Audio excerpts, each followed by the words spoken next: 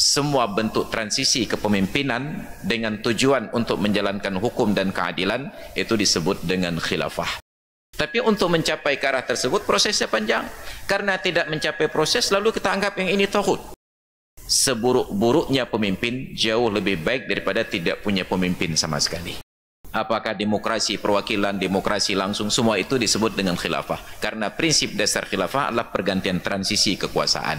Tapi baru benar-benar khilafah apabila penggantinya itu ilmu tanyo benar, amai tanyo benar, kure tanyo benar, ngak selamat dunia akhirat. Ini Sayyidina Abu Bakar di zaman Rasulullah. Itu semua menyatu pada Nabi. Ada persoalan hukum, keputusan hukum pada Nabi. Ada persoalan peperangan, panglima perang Nabi. Ada persoalan kejahatan yang tangani juga Nabi. Langsung pada beliau. Di zaman Abu Bakar belum sempat diatur tata pemerintahan karena sibuk memadamkan api pemberontakan dari berbagai daerah yang mereka merasa bahwa zakat yang dibayarkan itu seperti semacam pajak untuk Muhammad. Abu Bakar sibuk memadamkan pemberontakan sampai yang terbesar itu ada Musailamah Al-Kazzab di perang Yamamah. Ketika Sayyidina Umar berkuasa, negara Madinah sudah stabil. Bolehlah beliau berfikir membangun departemen-departemen, tapi tetap tidak ada yang namanya menteri, semuanya sahabat. Disusun tata kelola pemerintahannya, dibentuklah Majelis Syura, semacam DPR hari ini.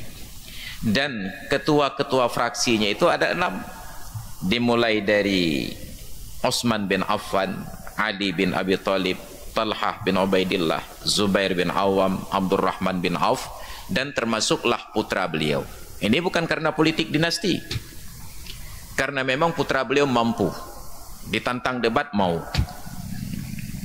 Siapa? Abdullah bin Umar bin Khattab. Siapa yang ragukan kapasitas beliau? Makanya di kalangan sahabat itu ada 2 mazhab besar. Ada mazhab Abdullah bin Umar dan ada mazhab Abdullah bin Abbas. Antara Ibnu Umar dengan Ibnu Abbas. Ibnu Abbas yang ketat dengan Ibnu Umar yang longgar. Makanya Ibnu Abbas, Ibnu Umar, bagi beliau selama ada rukhsah beliau ambil rukhsahnya. Jadi ketika Nabi katakan idza hadaral asya'u wal isya'u fabda'u bil asya'i, bila sudah dihidangkan makan malam dan masuk waktu Isya, berkumandang azan Isya, apa prioritasnya? Fabda'u bil asya, mulai dengan makan malam. Diamalkan oleh Abdullah bin Umar. Ketika azan berkumandang, dihidangkan makan malam, beliau makan. Itu sudah sedang azan, beliau makan. Berkumandang qamat, beliau tetap makan. Sampai imam memimpin salat dan qiraah tilawah imam terdengar, beliau tetap sedang makan. Tidak beliau buru-buru makannya atau menghentikan makan demi mengejar salat berjamaah. Kenapa? Karena saat itu beliau tidak terprovokasi oleh mubalik yang menyatakan berapalah gajimu sampai engkau tinggalkan salat berjamaah di awal waktu. Beliau lebih percaya ucapan Nabi idza hadaral asya'u wal isya fabda'u bil asya. Bila sudah dihidangkan makan malam dan datang salat isya, maka mulailah dengan makan malam lebih dahulu. Ini Sayyidina Umar, asal ada rukhsah beliau kerjakan. Beda dengan Ibnu Abbas, beliau perketat hal-hal di dalam bidang syariat. 6 orang ketua fraksi ini, saat Sayyidina Umar sakit, mereka datang. Apa harapan mereka? Minta kepada Sayyidina Umar, sebagaimana dulu Abu Bakar menulis surat wasiat agar beliau menjadi pengganti, begitu pula agar Umar bersedia menuliskan surat wasiat untuk menunjukkan penggantinya. Siapa yang mereka minta pengganti Umar? Putra beliau Abdullah bin Umar. Itu hal yang paling diharap-harapkan oleh setiap pemimpin sekarang. Kalau bisa anak saya yang jadi presiden. Cuma pemimpin dulu masih malu-malu. Makanya Soekarno tidak persiapkan anaknya jadi pemimpin, Soeharto tidak sempat, SBY tidak sempat, sekarang baru sempat. Dulu malu-malu, sekarang sudah tidak malu-malu. Apa yang terjadi? Begitu mereka minta surat wasiat, Umar yang sedang sakit dan terbaring lemah mendadak kuat, bangkit, duduk, dan apa kata beliau? Jangan lagi kalian repotkan keluargaku dengan tanggung jawab yang berat ini. Cukuplah dalam keluarga Al-Khattab Umar saja yang menderita. Apa pernyataan beliau? Ma qabiltul khilafata illa kama yaqbalul muttarru aklal maitah. Saya tidak terima jabatan khalifah ini kecuali seperti orang dalam kondisi darurat terpaksa makan bangkai. Wa ma qabiltul khilafata illa kama yaqbalul wasiyyu akla malil yatim. Saya tidak terima jabatan khalifah ini kecuali seperti seorang yang terpaksa terima wasiat menjaga harta anak yatim. Andai kata ada dari harta umat ini yang aku makan, maka seperti orang terima wasiat terpaksa makan harta anak yatim. Hanya makan salah kadar, bukan untuk berpuas-puas. Ini Sayyidina Umar. Maka apa arahan beliau? Kalian berenam duduk musyawarah, pilih salah seorang di antara kalian untuk menjadi pengganti saya, kecuali Abdullah, yang jangan anak saya, yang baik anak kaya, silakan pilih. Maka dari pemilihan 6 orang ini jatuhlah kepada Sayyidina Utsman bin Affan untuk menjadi pengganti Sayyidina Umar. Maka itu sistem demokrasi perwakilan sesuai dengan Pancasila yang keempat, sila yang keempat, yang tidak bisa dihafal oleh salah seorang calon presiden. Kerakyatan yang dipimpin oleh hikmat kebijaksanaan dalam permusyawaratan perwakilan. Dipimpin oleh hikmat kebijaksanaan dalam permusyawaratan perwakilan, bukan dengan sistem pemilu suara langsung, pemilihan langsung. Ya, suara profesor dengan suara urung pungut apa lebih. Di kampus dengan rumah sakit jiwa masing-masing punya satu suara, makan hek dayak kuliah mentang. Harusnya ada ahlul hilli wal aqdi, orang yang memang punya kemampuan untuk menganalisa, mengurai masalah dan kemudian mengambil kesimpulan. Ini dari masa Sayyidina Umar bergantilah jadi Sayyidina Utsman.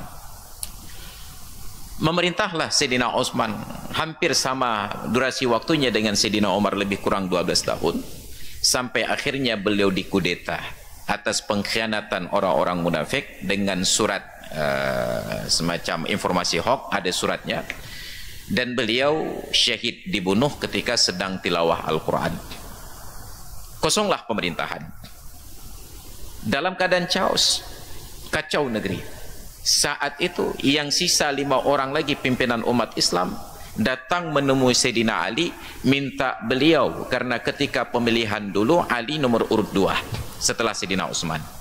Mereka minta Sayyidina Ali untuk menggantikan posisi Utsman memimpin umat ini. Apa Ali senang dengan sukacita? Alhamdulillah kareteki kewa. Beliau tolak, hari pertama ditolak, hari kedua ditolak, sampai hari ketiga utusan ini datang dengan ancaman. Wahai Ali, bila engkau tidak bersedia menerima amanah kepemimpinan ini, maka segala risiko yang terjadi pada umat Islam itu tanggung jawabmu. Yang tanggung jawab Allah Ta'ala yang mencangcang tapi umat. Maka terpaksa Sayyidina Ali menanggung kepemimpinan umat Islam untuk melerai sengketa. Maka ketika jadi pemimpin, beliau fokus untuk ke depan, tidak lagi mencari pelaku, siapa tersangka yang menyebabkan Sayyidina Utsman terbunuh.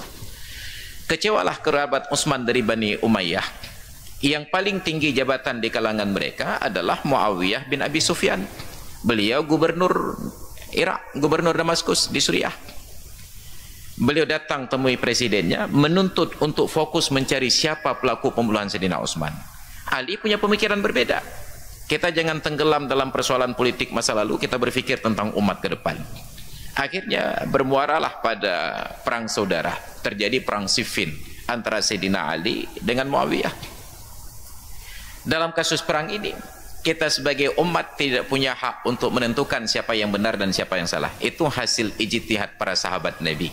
Makanya Nabi ingatkan umat Islam, Allahu fi ashabi. Bertakwalah kalian kepada Allah terkait dengan sahabat-sahabatku. Jangan melumuri lidah kalian dengan menyebut-nyebut mereka.